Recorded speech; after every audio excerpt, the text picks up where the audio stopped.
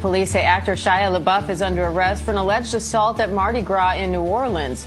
Investigators say Labeouf was causing a disturbance in a business and attacked a staff member who removed him from the establishment. Police say Labeouf left the area, but then came back and punched the staff member and another victim before witnesses held him down until officers arrived. Labeouf is facing 2 counts of simple battery. It's sad seeing your favorites as a child. When they get older, they don't have none of their stuff in order anymore. I remember him very clear from Disney. And he went on to do great things. I always thought he was a pretty decent actor. I don't know what happened to the rest of the crew, but I always thought he was a pretty dope person until time progressed and social media did its thing and the demons came out. The history, the anger issues, the relationship between him and his dad. So many different things that's happened since he's been that little kid on Even Stevens to now. It hurts to see how inaccurate we depict people based on their persona on television. The next clip I want to play for you, it talks a little bit more about his downward spiral, his transformations. It's just a combination of him fighting his demons overall, ultimately leading us to this right here, where he eventually gets arrested for battery. Such a nice guy. I've never seen a guest clean their seat before they sit down. It's very nice of you. Well, I mean, this isn't David Letterman. Some of the furniture's a little old, I thought maybe. It is, yeah. He's got the good stuff. Well, Stolen Summer was, a hunk of garbage. That was the first one that they made. And then this one turned out to be Wait a minute. So the one that you weren't in and had no involvement in is a hunk of garbage. Right. The one that my name is not on is the piece of crap. Mine, however, is a golden nugget charmer. Right. That's one of the least likable things anybody's ever seen. Yeah. Shia was rising fast, but the first cracks were beginning to show. After Holes, the offers started pouring in. Over the next few years, he appeared in major studio films like Dumb and Dumberer, Charlie's Angels, I, Robot, Constantine, Bobby, Disturbia, and Surf's Up. He shared the screen with actors like Will Smith, Keanu Reeves, Nick Cannon, Lawrence Fishburne, and Elijah Wood, all while contributing to box office totals in the hundreds of millions. But that rise would soon be eclipsed by what came next. In 2007, Shia landed the lead role in Transformers as Sam Witwicky, a character whose chaotic energy seemed to mirror his own. No! Mojo, off the robot! The film debuted at #1 in North America, earning more than $70 million in its opening weekend and $152 million by the end of its first week, far exceeding studio expectations. By the end of its run, it had grossed around $320 million domestically and over $700 million worldwide. It's amazing, man, how your gifts and talents can take you so far. And all it requires is the wrong influence to destroy everything. And you won't even know you're being affected by it, or them, or whatever that vice is. Alcohol, drugs, gambling, it don't matter. Family, lack thereof. All it takes is that one thing to diminish and destroy all that. This man was making millions. And I mean millions. And what happened? He just loses his shit completely and starts to crash out on everybody. Wow, man. Wow. And there's so many child actors and actresses that end up like this, and you'd be wondering, like, how, why? becoming the highest-grossing film in several countries at the time. Shia was now at the center of a global franchise. My producer, Ian Bryce, said to me, you should get this kid Shia. You're such a nice guy. I've never seen a guest clean their seat before they sit down. It's very nice. My dad never hit me. Never. He spanked me once, one time.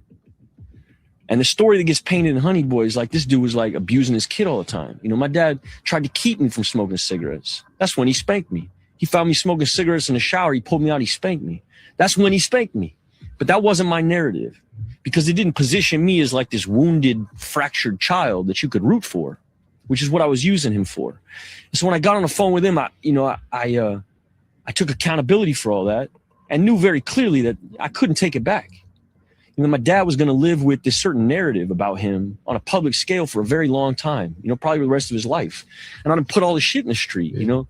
It had taken dragging his dad's name through the mud for Shia to finally see the good this man had actually brought into his life. And although he went on to make amends with him and help him through his own addictions, the damage was done.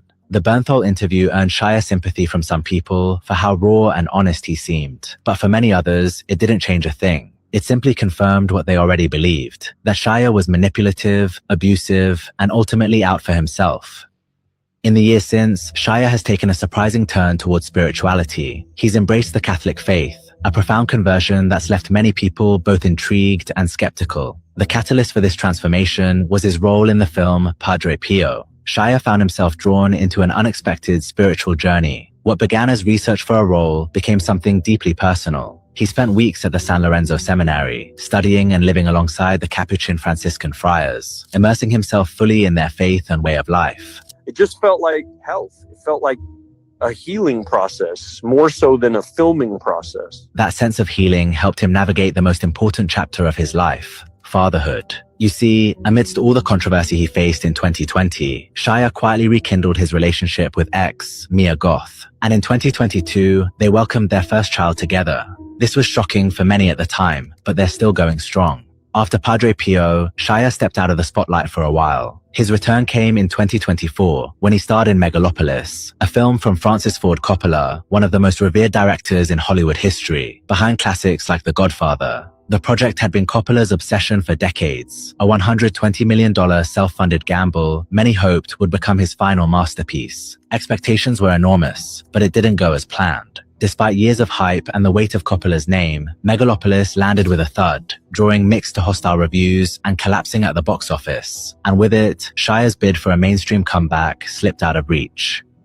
Shia Labeouf's story is one full of extremes. He was a kid who fought his way out of poverty through sheer talent and willpower. And yet, the same fire that fueled his rise burned everything he built around him. For every moment of brilliance, whether it be Transformers, Honey Boy, or the Peanut Butter Falcon, there's been an equal moment of implosion. For every heartfelt confession, a contradiction. And for every redemption arc, a relapse. That's the paradox of Shia Labeouf, a career defined by chaos and creativity. And after everything that's happened, one question remains. Can people ever trust him again?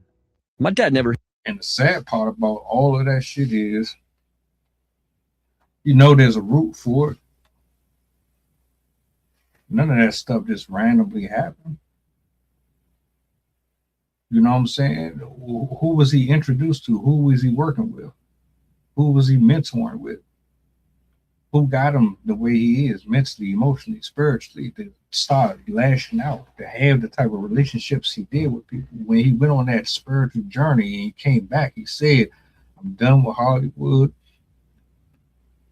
He gave so many different exquisite speeches about why it was toxic, why he needed to stay away from it. And after I saw that particular conversation, I just wished him the best. I thought, you know, he was going to be good. And then we get this right here, and it's like, all right, what's really going on? Did Hollywood do this to him? It's a combination of his choices in life that's doing this to him on top of Hollywood and what he saw. You hate to see it.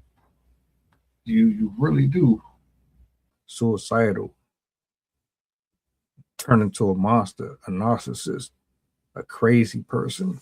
Don't think just because you come into this type of wealth and fame and fortune that you cannot end up like him, or the number and I mean numerous amount of child stars that's ended up like this, all fucked up in the head. Everything that glitter ain't gold. And that's a fact. And I don't know what he got going on, but I hope he gets it together, because nothing good comes from being out that late at night drinking. If you were drinking, I don't know what that was, but you got a family at home, brother.